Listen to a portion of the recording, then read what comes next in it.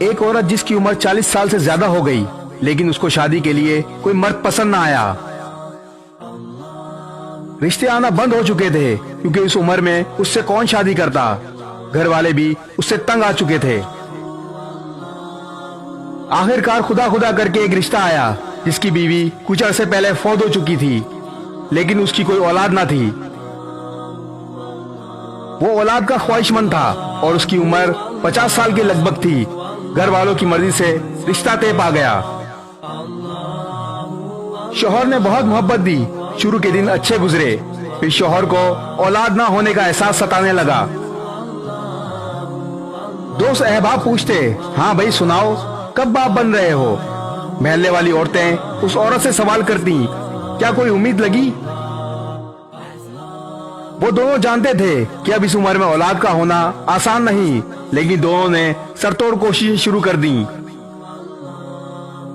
کبھی کسی ڈاکٹر کے پاس، کبھی کسی حکیموں کے پاس، تو کبھی کسی دربار جاتے رہے لیکن کچھ حاصل نہ ہوا۔ جب کچھ نہ ہوا تو محلے کی عورتوں نے اس عورت کے کان بھرنا شروع کر دیے کہ تمہارے شوہر میں نقص ہے۔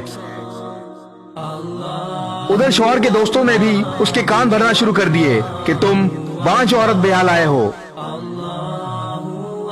غرض آئے دن دونوں کی لڑائی رہتی اور حالات علیحدگی تک جا پہنچے اور شوہر نے اس عورت کو طلاق دے دی۔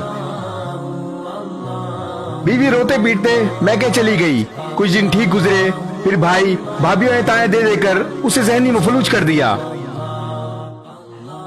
ان سب باتوں سے تنگ آ کر ایک دن اسے دریا میں چھلانگ لگا کر خودکشی کر لی۔ ادھر شوہر کو دوست و احباب نے تانے دے دے کر ذہنی مفلوج کر دیا، تم نامرد ہو اس لیے تمہاری بیوی تمہیں چھوڑ کر چلی گئی۔ غرض یہ کہ لوگوں نے اس کا بھی جینا حرام کر دیا، اس نے بھی ایک دن زہر کھا لیا اور اپنی جان دے دی۔ یہ دنیا کسی حال میں جینے نہیں دیتی۔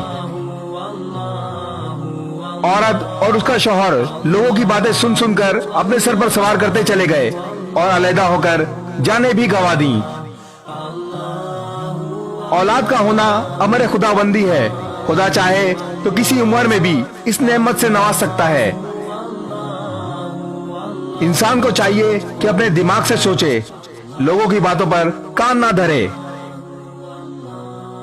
آپ کے غلط الفاظ انسان کے دل پر وہ اثر کر جاتے ہیں جو کوئی تیر یا گولی بھی نہیں کر سکتی۔